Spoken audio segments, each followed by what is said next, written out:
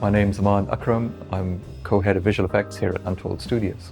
Untold Studios was founded about 6 years ago, and we do production, we do visual effects, we do origination, we do music videos. Visual effects is the biggest side of our business. We're about 200 artists and we're spread across LA, London and Mumbai. So Houdini forms the bedrock of our visual effects pipeline. We do all our, obviously, simulation work, we do all our shot lighting in it, we do all our rendering in it. It really is the one place where everything comes together. And because it's a unified environment to work in, and such a flexible environment, that's a business advantage for us, so we can turn things around very quickly. We have a lot of flexibility in that space. There is a lot of really, really good talent out there that we work with.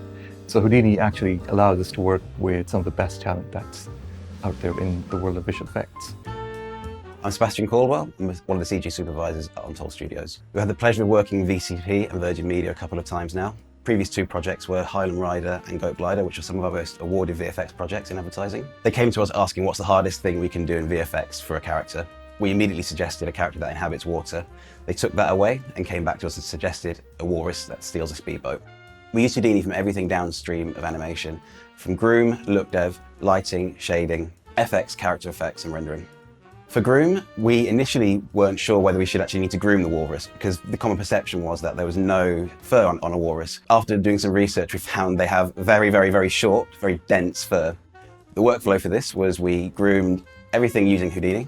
We then also created curves for our whiskers, which were then polywired to create the whiskers depth. And then through to that, we then created two grooms, one wet and one dry, and then we blended between the two of those as he came in and out of the water. For the look dev and shading, we hand-painted the skin textures and then rendered using standard materials. For the groom, we implemented the mask and ID workflow. So we would paint a mask manually and then use probabilistic blending on the fur by curve ID to generate the difference in the groom sections and the groom color. Our asset loading revolves around the HDA workflow. We wrap up these look devs into a HDA and that gets loaded into a shot lighting setup.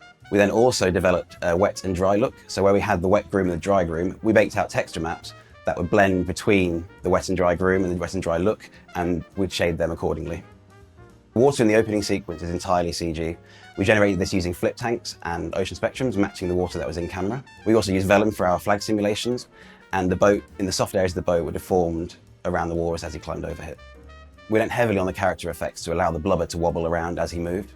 We utilised Houdini 20's new skin tissue workflow using FEM. We built a core to sort of maintain the volume. We then added a layer of tissue on top and then animating the Y translate of the wobble to make it really amplify it, to really make that wobble a lot.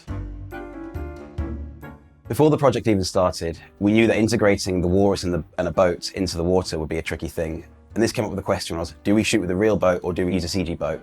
The animation is very intrinsic to one another on this. The walrus will make the boat move, the boat will make the walrus move. If we were to do that in camera, we would find that maybe the animation might get constricted, but in turn, the full CG is obviously a lot more work.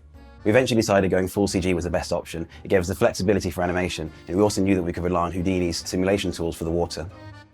When we first groomed the walrus, we started with a very fluffy dry groom. VCCP and Virgin Media felt that it made the walrus look too cute, so to give him a bit of meanness, we ended up going wetter and wetter and wetter and less fluffy and less fluffy and less fluffy. Eventually, we settled on a semi-wet groom and a very wet groom. Another challenge we saw coming was making sure the walrus felt wet and dry. Throughout the film, he's supposed to start soaking wet and slowly drier, drier, drier and drier.